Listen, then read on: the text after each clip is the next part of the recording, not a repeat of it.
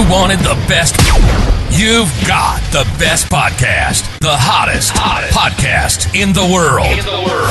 The Chris Voss Show, the preeminent podcast with guests so smart you may experience serious brain bleed. The CEOs, authors, thought leaders, visionaries, and motivators. Get ready. Strap yourself in. Keep your hands, arms, and legs inside the vehicle at all times, because you're about to go on a monster education roller coaster with your brain. Now, here's your host, Chris Voss. Hi, folks. It's Voss here from thechrisvossshow.com. There you go, ladies and gentlemen. Welcome to the big show. We certainly appreciate you guys being here. As always, thanks for tuning into the Chris Voss Show. We couldn't do it without you. For 15 years, we've been bringing you the smartest people, the CEOs, the billionaires, the White House presidential advisors, the governors, the Congress members, U.S. ambassadors, astronauts, TV and Pulitzer Prize winners, the authors that spend a lifetime developing their trade, learning their stories, overcoming cathartic events, rising from the ashes like a phoenix, and bringing those stories in the distilled version of the Chris Voss Show to give our elite audience that wonderful Chris Voss Show glow, as we like to call it, the Chris Voss Show. As always, refer the show to your family, friends, and relatives. Go to goodreads.com/Chris Voss, LinkedIn.com/Chris Voss, Chris Voss 1 on the Tickety-Tockety, and Chris Voss Facebook.com. We have an amazing gentleman and author on the show with us today. And you may have heard of some of his prior business with his tax service, et cetera, et cetera. He is the author of the book that came out April 26, 2016, I Compete, How My Extraordinary Strategy for Winning Can Be Yours. John T. Hewitt joins us on the show today, and we're talking to him about his new company, what he's been doing, and how he's doing it. John Hewitt is a renowned American entrepreneur who's made a significant impact in the business world through his innovative ideas and strategic thinking. He is best known for his success in the tax preparation industry, having founded two of the largest tax preparation companies in the United States, Jackson Hewitt and Liberty Tax. I'm sure everyone's seen the guys out in the corner doing those spinning things to do that, and probably the ads. Both companies represent two of the largest top 100 retail organizations in North America. He founded and grew two of them. In 2012, Liberty Tax Service operated 4,000 locations in the U.S. and Canada. International Franchise Association Entrepreneuria in 2005. Accounting today, top 100 most influential people, a best-selling author in his book, I Compete, which is kind of like iPhone. It's got a little small I before the compete. And Inc. magazine was ranked number 2 in the tax industry and was one of the fastest growing private companies in the United States. And he joins us here today. Welcome to the show. John, how are you? Incredible. Thank you. Incredible. Awesome. It's wonderful to have you as well, sir. Give us the .com of the new company we're going to be talking about today that you're working on. Working on loyalty brands, we have 8 different franchisors under our umbrella. There you go. Loyaltybrands.com is the website. Do I have that correct? That's exactly right. There you go. And is there any other places on the internet you want people to get to know you better? I'm happy with everything under Loyalty Brands. There you go. So go there for all the good stuff. So give us a 30,000 overview, John, of what you're doing there at Loyalty Brands. Well, as you already mentioned, I found and sold 2 large public companies that have 10,000 locations at Jackson Hewitt and Liberty Tax. Yeah. And then I said, what am I going to do next? And I said, let's get a conglomerate of different franchisors that can do cross-marketing. We can mentor and grow together. And so we have 8 different brands that we are building simultaneously. Now, it's sort of the 80-20 rule. 2 of them are growing by leaps and bounds, and the others are slower. Mm-hmm. But our 2 premier brands are taxes for sure. That's been my 54-year career at ATAX. But Zoom and Grooming, the mobile grooming, is growing exponentially faster than even the tax division. Wow. Yeah, well, the great thing about I should have went in the tax business years ago, because there's always 2 constants in life, as the ancient people say, death and taxes. So it was either that or the funeral business, I guess. There you go. Benjamin Franklin said that 250 years ago. There you go. And boy, that man had some vision. Zoom and Grooming is probably a great business too, because, I have dogs, and probably with COVID and all the weird things that went on, remote working, people working from home now, that's probably a great business for that as well. Yeah, that I've learned that's another certainty of life. People, there's nowhere else you can get unconditional love. And some people love their pets better than their children, better than their spouse, better than anything. And again, that love is just unbelievable. It's the best. I've had 4 huskies, and aside from the hair, the love is the best. So there you go. There's good and bad in everything. Oh yeah. And it's so hard to take your dog, get them in the car, then they want to tear up the car, and your car gets full of fur, at least mine for huskies. Having someone come and pick them up and do it, and then you gotta go into the pet store that does the grooming, and then they want to fight or bark at the other pets, and it's a whole drama thing to try and go to the pet store for grooming. So yeah, having someone come and do a home-based mobile grooming seems to be a lot better.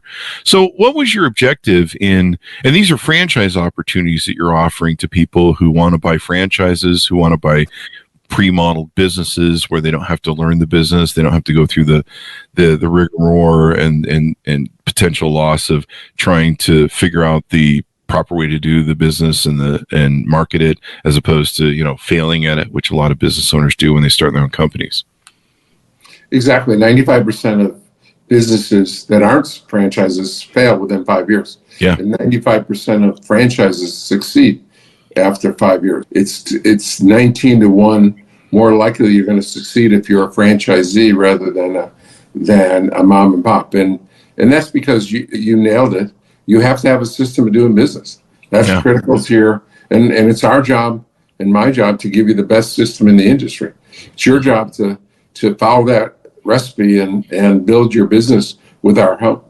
Mm-hmm. And so you guys offer several different companies. Let me see. There's Estrella Insurance, does property and casualty insurance. Ledgers, which does helping small business owners. Loyalty Business Brokers, that I guess buying and selling of companies and businesses. Little Medical School provides curriculum for children with focus on healthcare. The Inspection Boys, which does home inspections, staffing service, Jocelyn staffing service. Seems like that would be pretty good for recruitment. American Exteriors Experts, and Bubbly, all in one laundry and dry cleaning service. I need that, actually.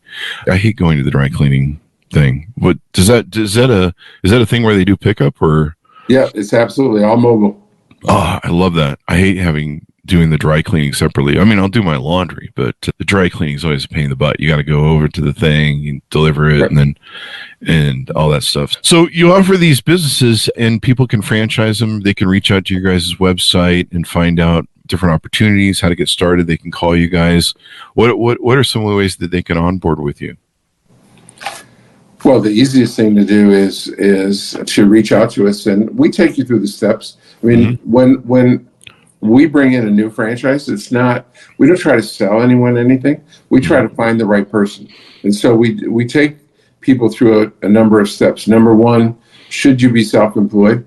70% of Americans want to be self-employed, but only about 20 can be self-employed. 20%? So, we have to help you decide if you should be self-employed, help you decide what's the right industry, and then if you decide on an industry, what's the right vehicle? And then, is this the right time in your life? Can you afford to step out of your business? Are everyone healthy in your family? Are you going to stay in the same city for the next 5 or 10 years? There's a lot of things to consider to make sure that we find the right people. There you go. Let's extrapolate that a little bit more, because I have that argument with some people about whether or not everybody can be an entrepreneur. And I've been an entrepreneur since 18, started over 30 companies. You've been incredibly successful with what you've done, built the offices, and you've probably seen so many different people come and go and trying to start companies as somewhat I have, probably yours on a larger scale. So you really believe that maybe 20% of people have that sort of capability, that mindset, that ability to be agile and do what entrepreneurs do? Yeah, those are statistics from the 5,200 people I brought in as franchisees. And it comes down to a number of things. Risk taking. The 10 most important 2-letter words are, if it is to be, it is up to me. And some people need a boss. Some people aren't going to get up in the morning and they're not self-starters. So you have to be a self-starter. You have to be a risk taker. And you have to understand that no one's put on earth to skate. You're going to face adversity, and there's going to be ups and downs. And those things stop a lot of people. They just were never meant to be self-employed. Yeah. We had a mortgage. One of my big companies was a mortgage company for 20 years. And every now and then someone would come to me and they'd be like, hey, I'm a retired math teacher.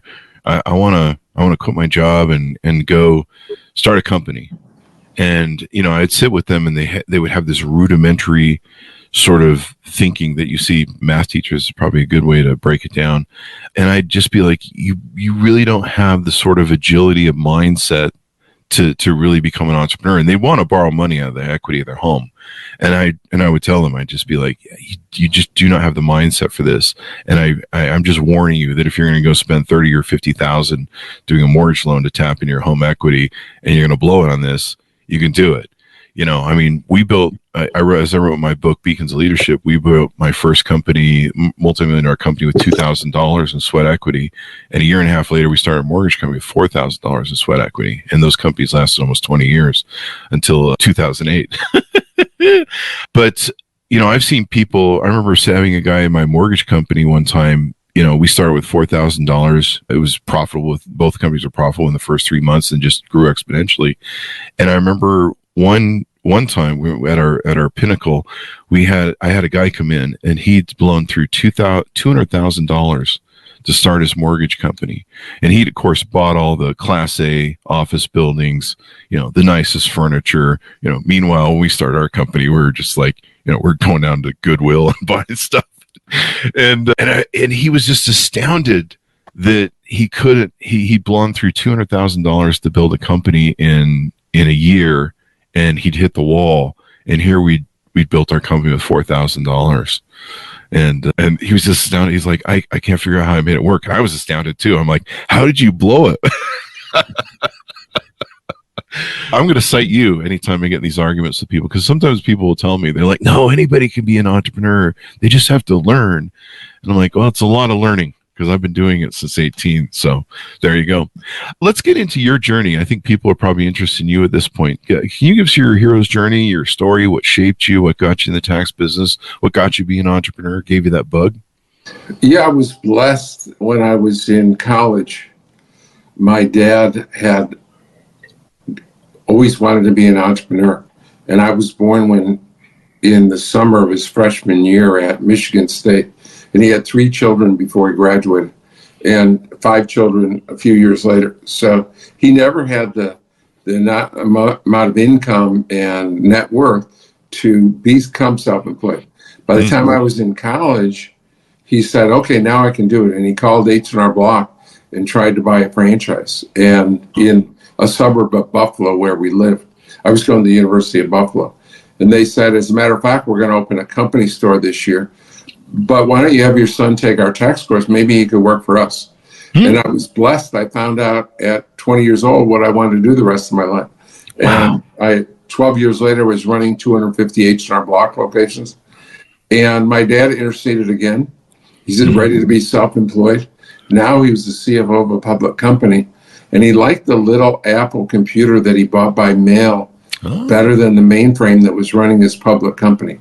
So he decided we should build tax software for an Apple computer. So we both quit our jobs in 1981 and built Apple tax software, the first of its kind. Wow. No one wanted it, way ahead of its time. Got blessed, and I found a company in Virginia Beach called Mel Jackson Tax Service. Mel had died. We bought 6 offices from his widow. The biggest blessing was I moved to Virginia Beach, and the weather's so much nicer than Buffalo. So I've been in Virginia Beach since August of 1982. Wow. And we changed the name to Jackson Hewitt. We merged the 2 companies. We only raised $129,000 to start Jackson Hewitt. And, Wow. and 15 years later, we sold it for $483 million. That is awesome. And here that other guy blew through 200,000. It's good. Yeah, exactly. There you go. So he's not at our level. Definitely. So, sold my company and then had a 3-year non-compete, opened Liberty Tax in Canada because there were no Jackson Hewitts in Canada, no non-compete. And having grown up in Buffalo, I knew the Canadian tax system. So came back to the United States in 2000. Now I had to compete against my own name and my own software and my own system. And yet we kicked their butt. We grew faster than Jackson Hewitt and Block combined. We opened 4,000 offices in 12 years. Wow. And became the top 10 fastest growing franchisor ever. My second of the top 100 retail franchise chains in the country. And again, a $500 million public company. Again, I sold my stock, and now we have loyalty brands. There you go.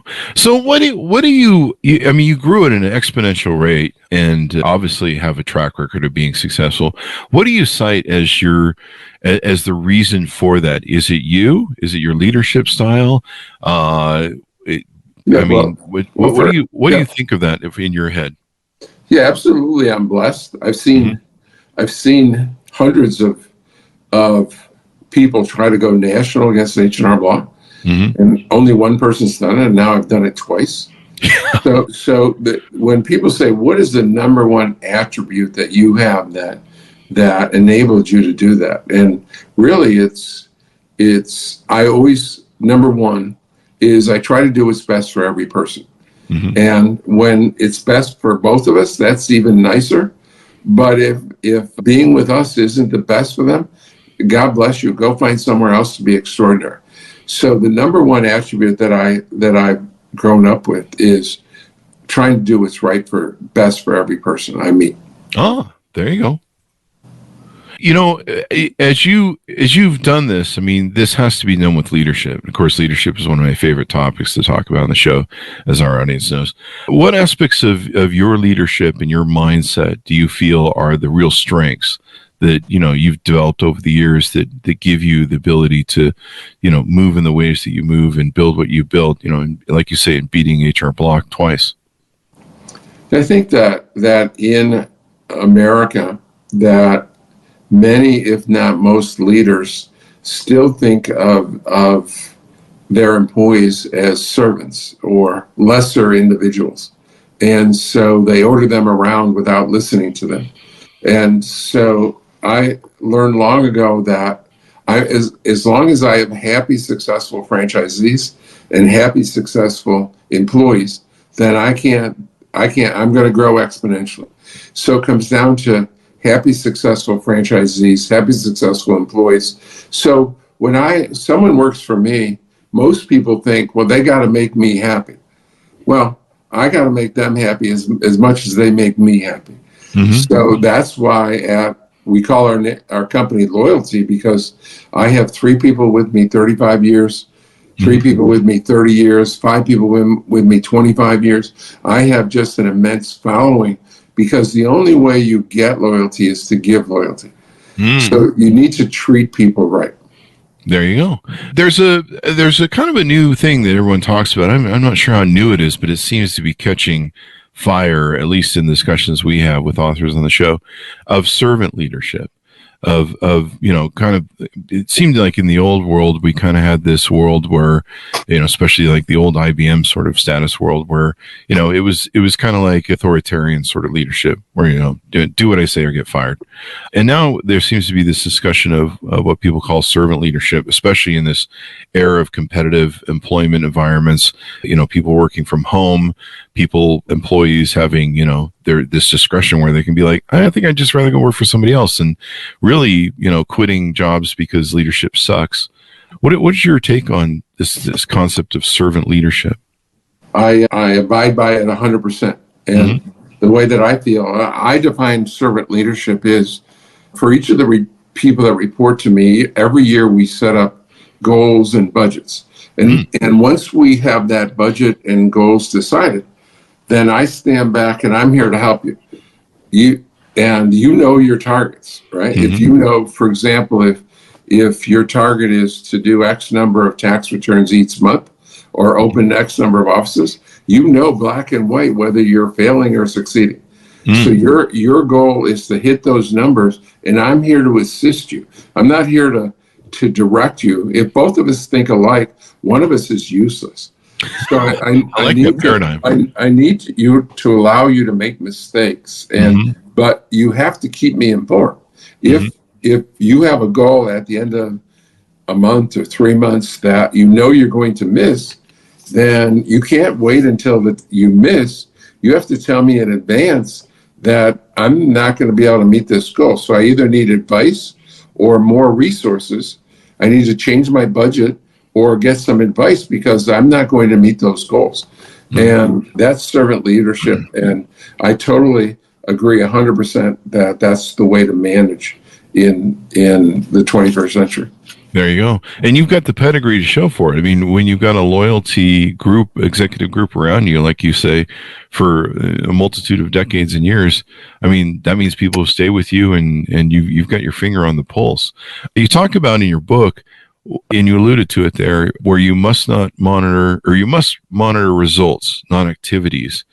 And so it sounds like you set the goal, you set the vision out there, and help people to achieve it. Yeah, even some of the executives I've hired, I had a CFO one time that would watch out the window to see which of his employees were in the office by 9 o'clock. I mean, really? That's ridiculous, right? You know where you stand with me because you have targets that are deadlines with numerical targets. And if you're on target, then you don't need to wonder where you stand. But if you're missing, then you know where you stand. It's pass fail. You're either meeting your target or not. And you know where you stand with me. You don't have to wonder. I don't really care what time you come to work. I don't care how much vacation you take. We agree on the resources you get, mostly money and people and so forth. And then we agree on your goals. And then it's up to you to achieve that. There you go. And I like that sort of methodology. You know, a lot of leaders don't really think about the culture they build, how they come off and how they represent themselves, how their people perceive them.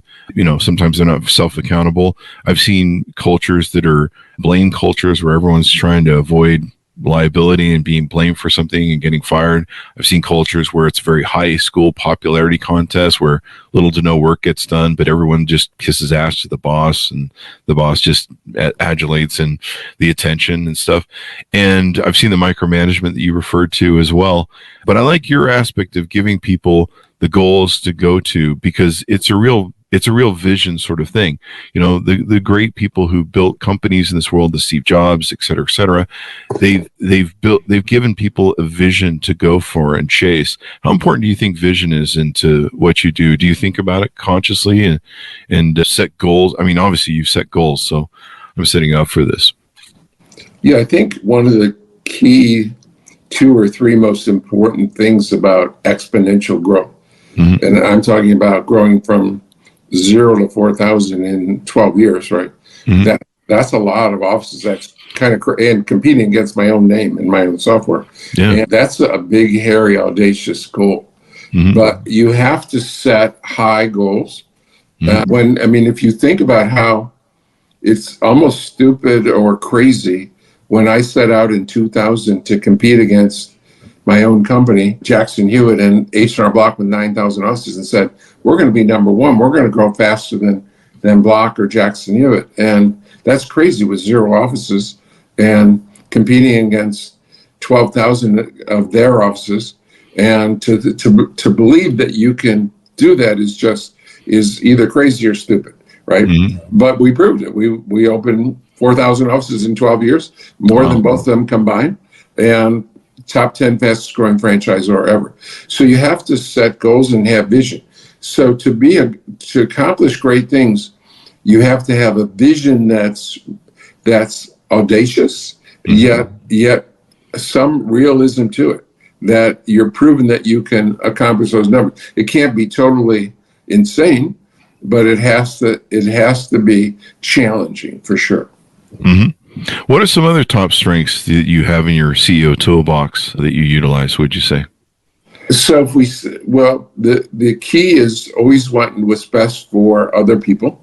Mm-hmm. And I'll give you some of my weaknesses. One is I'm not a great communicator. That's Peter Drucker said in the book, The Effective Executive. He said, people with great strengths have great weaknesses. So if I agree with that wholeheartedly. So if I believe I have great strengths, then I have great weaknesses.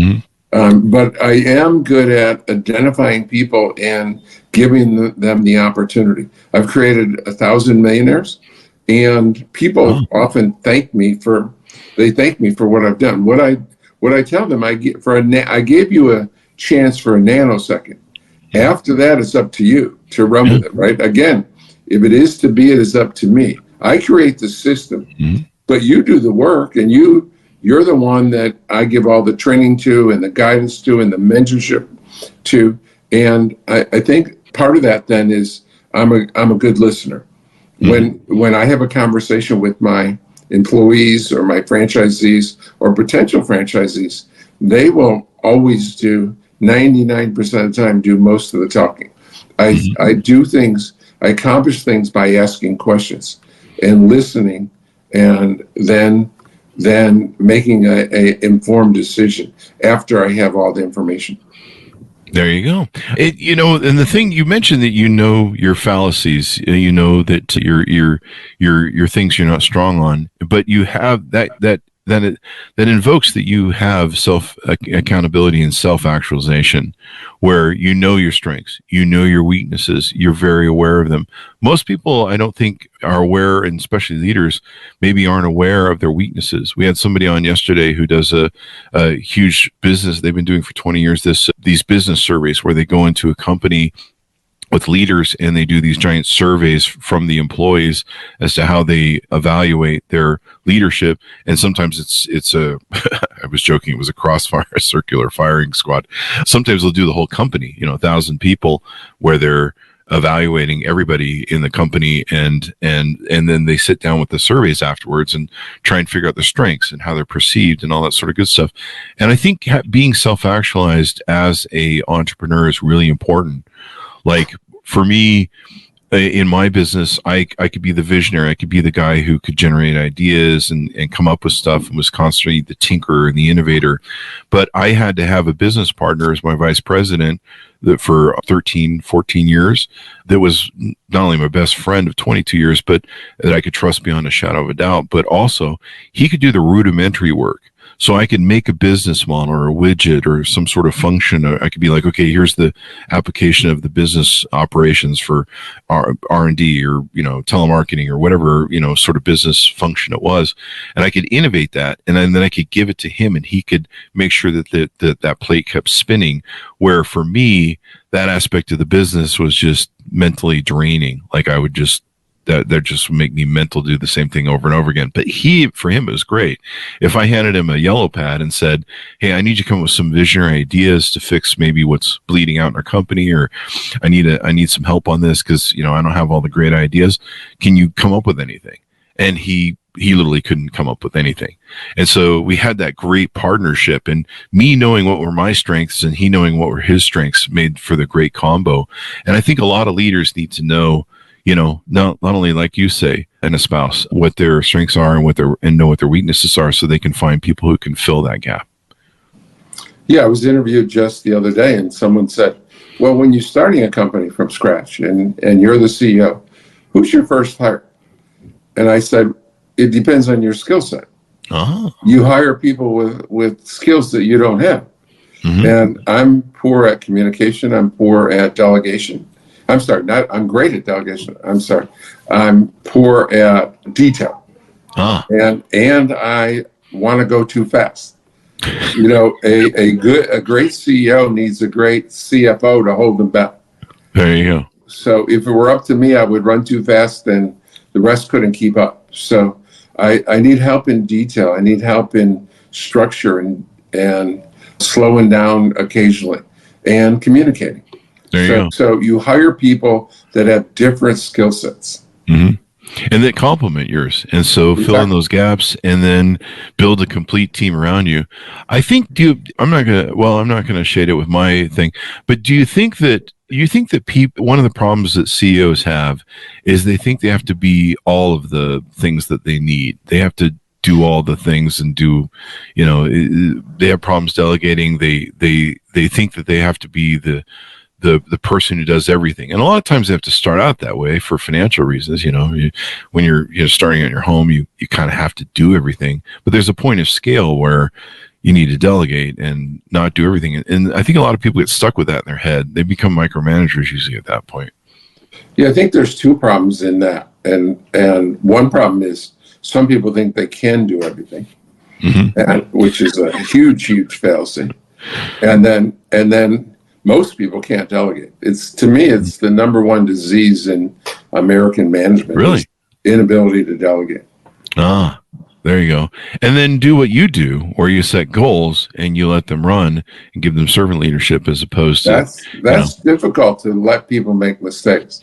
Yeah. I did an interview at Jackson Hewitt with my marketing director, chief marketing officer, in 1990. She had been with me 2 years. Now she's been with me 35 years. Wow. And we did a end of the year review, and I said, I always finish off the review as saying, was there any way I could help you do your job better? And she said, yeah, sometimes I make mistakes and you know better and you could save me from making the mistake. I said, but then you wouldn't learn. And then I would have to do everything. I need a skilled chief marketing officer and the human beings tend to learn best by making mistakes. So I need to allow you the flexibility of not telling you exactly what to do.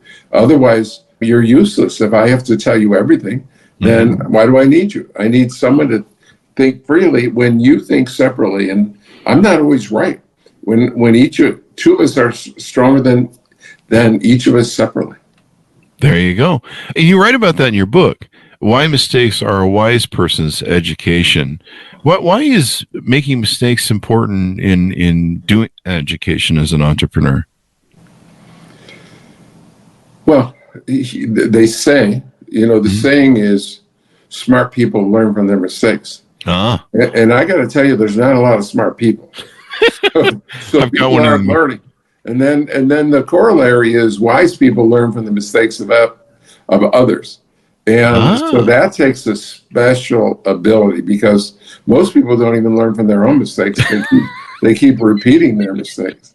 That's essential. And that's what you need to understand when you're part of a franchise system. It's our job to give you the best system in the industry. It's your job to follow that system and not invent and recreate the wheel. I talk about this a lot on the show. We joke about how people constantly come up to me and, hey, Chris, I'm going to be like you. I'm going to start a company. Okay, great. Go ahead. Let's do it. And they're like, oh, well, I got to wait. I got to wait till it's perfect. Everything's perfect. And I'm ready and everything's ready to go. And you're like, it's never going to be perfect. You have to get started.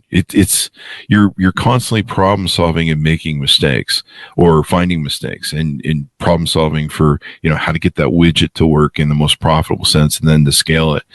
And you just have to get started. It's basically, I think they should just call entrepreneurs problem solvers. That's pretty much all you do all day long.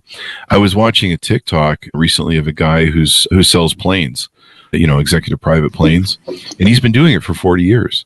And he was doing a day in the life, and I was just watching this 2 days ago, and he talked about how, I've been doing this for 40 years, selling planes to people and people all over the world. And he goes, what's funny is every day I still have new stuff that I have to problem solve on, things I have to fix, new issues that come up, new regulations or problems. He goes, you would think after 40 years that, it would just be like, a cakewalk. You'd be just like, it's the same thing over and over again. He goes, no, after 40 years, it's still new problems. I still have to problem solve every day. And that's really what people have to do. And You bring up a good point of people making mistakes, and you have to be okay with those mistakes. You have to be able to take the paradigm of going, okay, well, we failed at this. We sucked at this. How do we turn this around? How do we make this a building block? There's an old famous story. It might be Watson from IBM, the old CEO. I think it came from Hewitt Packard or Watson. Tom Watson came. Tom Watson. Yeah, probably him. Yeah, it either came from Tom Watson and IBM, or it was Hewitt Packard. I can't remember where it came from, but it's a story of how one of their vice presidents lost, like, I think the figure was like $11 million or $12 million on a deal. And the executive comes into his office, the CEO, and says, "Hey, I'm here to tender my resignation. I just lost the company, millions of dollars." And he says, "What do you mean? We're not letting you quit. We're not firing you. We just spent $11 million educating you on what not to do. We're not letting you go. We just made an investment in you." And so that mindset, I think, is so important to realize that, yeah, you've got to let your employees make mistakes. You've got to let them learn, and probably make sure that they learn from it, because you don't want the employees doing the same thing over and over again. I've fired a number of those where I'm just like, this is the 8th time we've said that we shouldn't do this. You keep doing it. But yeah, problem solving and all that good stuff. Exactly. And earlier in that, you said that in rolling out new systems, it frustrates me beyond belief that we continually roll out and improve and develop a new system, but people try to get it exactly right before they roll it out. Yeah. And 100%, I think 100% of the systems I've rolled out, whether we spent 4 hours preparing or 4 days preparing it, needed to be adjusted. So I'm like you, let's get it started and learn from the customers, learn from the employees, learn on the fly. You're not going to think of everything in advance. Mm-hmm. So roll it out and then test it and then improve it and be ready to fix it and improve it. There you go. I mean, I remember the early days of our business, there were some times where I was standing in front of clients selling them on our services, and then I'd leave the thing getting a contract and a deal, and I'm like, I got to get a whole lot more of these deals put together, or I don't know how we're going to deliver on what we're going to what we just promised. But I knew we could do it from a sweat equity point of view, but I'm like, I have to get more customers to make this really work and be profitable. And so you just had to build it, sell it, and go. And people bought me. But you're right. It's constant problem solving. I mean, maybe that's what they should name entrepreneurs. It shouldn't be called entrepreneurs. It should just be called eternal problem solvers. Every day you're having to deal with stuff. But John, as we go out, final thoughts and pitch out on people that can onboard with you, reach out to you, that are interested in the franchise opportunities there at Loyalty Brands. Sure. I'm easy to reach. I'm on Wikipedia. I'm on loyaltybrands.com. My email is john@loyaltybrands.com. Easy to find me. There you go. Loyaltybrands.com. You can check out some of the services they have going on over there. John, it's been wonderful to have you on, and brilliant discussion on entrepreneurism. You've made over 1,000 millionaires. I have that correct? That's exactly right. There you go. That should just be your tag. I'm John Hewitt, and I made 1,000 millionaires. There you go. Thank you for coming on the show and inspiring everybody, and hopefully we'll make some more with your guys' service and what you do. Thanks for coming on the show. Thank you. Thanks, your audience, for tuning in. Go to goodreads.com/Chris Voss. Order up his book, I Compete. That's a small I with the word compete attached to it, like iPhone. I Compete. How My Extraordinary Strategy for Winning Can Be Yours, by John T. Hewitt. Go to youtube.com/Chris Voss, linkedin.com/Chris Voss. Subscribe to the LinkedIn newsletter and the 130,000 LinkedIn group over there, Chris Voss, facebook.com. Thanks for tuning in. Be good to each other. Stay safe. And we'll see you guys next time.